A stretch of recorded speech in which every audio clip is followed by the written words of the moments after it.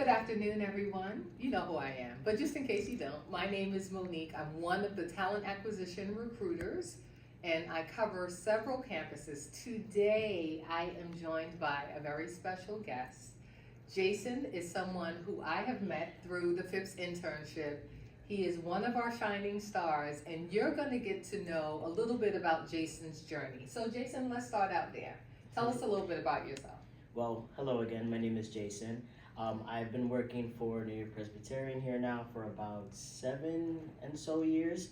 Started off at Weill Cornell as a patient transporter, sort of navigated through that role and ended up as a lead transporter. Then now working here at Westchester Behavioral Health Center as an evaluation clerk, and now my current position as a patient registrar, overall for like about 7 years. So. Thank you for that. So, one of the things that I really want to make sure that we get to share with the audience is a little bit about your internship experience. Can you take us back to the beginning, 2018, how you got introduced to NYP, and then how you transitioned from being an intern to an employee? Yeah, so I started off at FIPS Career Networks here in the Bronx, South Bronx to be specific. And I was there for about 13 weeks, started off as an intern, then did an externship at Montefiore at the HIV Prevention Center. Then I learned about Presbyterian and how to come into Presbyterian. So through FIPS, they taught me the overall basics of resume building, how to talk in an interview and stuff like that. So when I got the opportunity to interview for Presbyterian, it went really well, all through the helps of FIPS. So I started off as a patient transporter. And with that, Monique here, she helped me with the interview process and everything. And it went really well that now, 7 years later, I'm still with Presbyterian. So I'm all grateful for the opportunity through FIPS. Awesome, awesome. So Jason, the next question I had for you is if you could share with us the impact that working here at NYP has had on your life. And then I want to know if you can reflect a little bit on the impact you feel that you've had on NYP. Great question. So NYP, starting off at Weill Cornell as a patient transporter, I sort of learned the roles of like what it was like to work at a hospital. So working with different patients, different demographics, different ethnicities and stuff like that. And it made me feel more appreciating towards different people. That I learned more how to like be more patient with people, how to be more empathetic with people. And that's something that I hold dear and near into my heart because I still navigate like that in life. And with me impacting Presbyterian, I feel like I overall encompass what I learned from Presbyterian with a little bit of sense of who I am. You know, being Dominican from the South Bronx, I'm still being able to help the patients understand more. If there's a Spanish-speaking patient, I speak with them as well so that they can feel more comfortable with being here, being a patient, especially here at Westchester Behavioral Health Center. We're more like a psychiatric facility, so there's a lot of patients that they don't feel understood. Right. So when they have someone that speaks to them in their language, they feel more comfortable. Right, yeah, exactly. Absolutely. They feel more comfortable, they feel safe, and that's something that overall Presbyterian is about, and now I'm about as a person as well. Awesome, awesome. So as we pivot a little bit, let's talk about your internal mobility. That is a topic that I feel like not everyone navigates well, right? Some people do it well, some people have some challenges. Let's hear a little bit about how you have navigated. You already mentioned you started off in patient transport, but let's sort of talk about the journey and the different titles that you took on. Right. So yeah. So I started off as patient transporter. If some of you may not know, that role is basically transporting patients within the hospital to and from units, to and from testing areas and stuff like that, on a wheelchair, on a stretcher or a bed or anything like that. And in that role, like I said, I love speaking with the patients and making them feel comfortable, that I sort of did the job well.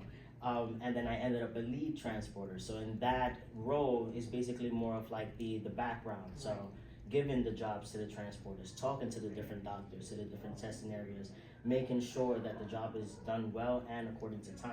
Right. So then during the pandemic, I was still there.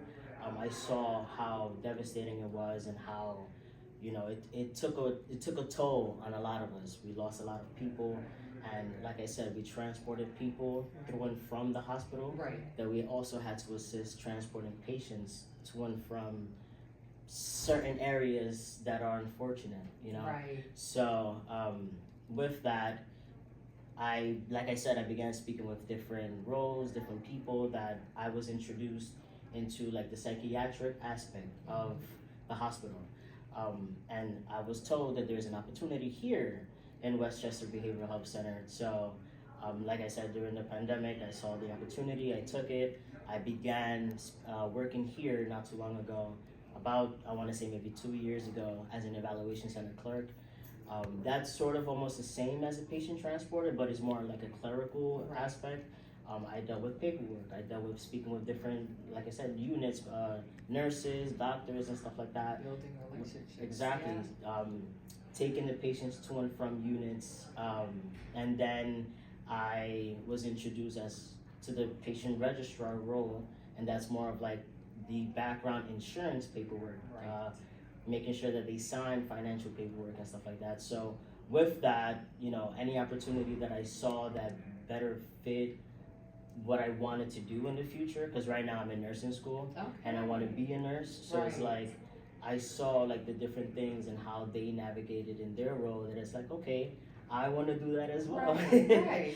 So now being here as a psychiatric patient registrar Mhm. person and in nursing school, Right. I evidently want to become a psychiatric nurse. Awesome. So the next question I have for you is, although here at NYP we want to take a lot of credit, right? You really came in with some skills, and I feel that like FIPS had its way to prepare you for the experience, right? And to be able to actually take on a role. Can you speak a little bit about what ways you were prepared, maybe what skills you were able to come in the door with that helped you be successful along the way? Yeah, absolutely. So during my experience in FIPS, they taught me how, like I said in the beginning, how to build my resume, how to like speak during interviews, how to like basically, we did an externship at a HIV prevention center. So that also gave me the experience to be closely with patients, Right. Volunteer work and stuff like that. Right. So having that for 13 weeks span. Oh, and they also taught me how to be more disciplined with my time. Okay. Because they made sure that it's like you had to be there on time, Right. and if you missed certain days, then you were basically plausible to be kicked out of the program. So that taught me how to make sure that I took care of my time. Okay. And with that, I took that into the job role, because before that, I've only really worked retail. Okay. And with retail, they're a little bit more lenient than what it is like working at healthcare. Right. So it's like I took the responsibilities from FIPS, making sure that I knew how to speak to people, how to speak during interviews and stuff like that, and make my time frame. I took that with me into the healthcare role, and thankfully 7 years later it's been really helpful. Yeah, and definitely. You're doing something well. Yeah. Definitely. All right, so the last question I have, I would love for you to be able to just provide some suggestions to others who are trying to navigate moving themselves forward, moving themselves up in healthcare. What challenges did you face that you may have felt like you were able to overcome? What suggestions can you give to others who are looking to do the same? Yeah, so in the beginning it was mainly fear for me, like the fear of like starting something new, starting something different. Okay. Coming from like the South Bronx and stuff like that, you see that there are not a lot of things that are available for you. Right. And stuff like that there are not a lot of things that people can see themselves in. Right. And then being in FIPS for that amount of time, and then seeing the opportunities that I can get, Right. it's like it pushed me to basically navigate through my fear, and like just making sure that I have at least 1 foot forward and not looking back and like, oh wow, this is where I should have been, or this is where I should go and stuff like that. It's like, no, like I navigated through my fear. Anything that I was afraid to do after that, like I said, I just kept pushing through it. So a suggestion I would make is that anything that you're afraid to do, just do it. Because evidently it's like the fear is just the one small thing that's keeping anybody back. the moment that you do it, it's like, oh wow, this I is can do this it. is a Yeah, piece this of is something I cake. can do. Yeah. Yeah, and then so I made fear my best friend, and thankfully that's how I was able to just go through these different roles Mhm. and not be afraid of like the next door that's open or the next crowd that I'm in and stuff like that. Like I said, coming from the South Bronx, being Dominican, Spanish is my first language.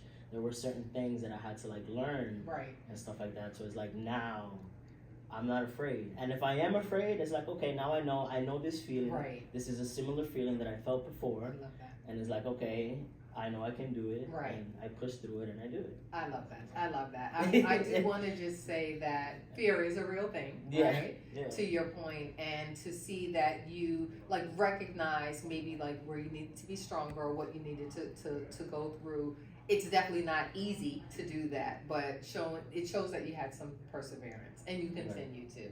And congratulations on school, because I didn't know that, right? So congratulations on school. I feel like you mentioned it, but I didn't know that it was nursing, and it just goes to show that like once you put your mind to something, you're gonna just keep going forward, right? And I think that is inspirational to those out there who are thinking like, oh, it's so hard and there's so many obstacles. Maybe it is a matter of like changing the mindset and getting past the fear to move forward with what you want. And with that, there's not going to be a lot of regrets, right? There's going to be a lot of success. So congratulations on that. And thank you so much for doing this interview. I feel like you're going to help a lot of people. Thank you. All right. Thank you. Amazing. Bye, guys.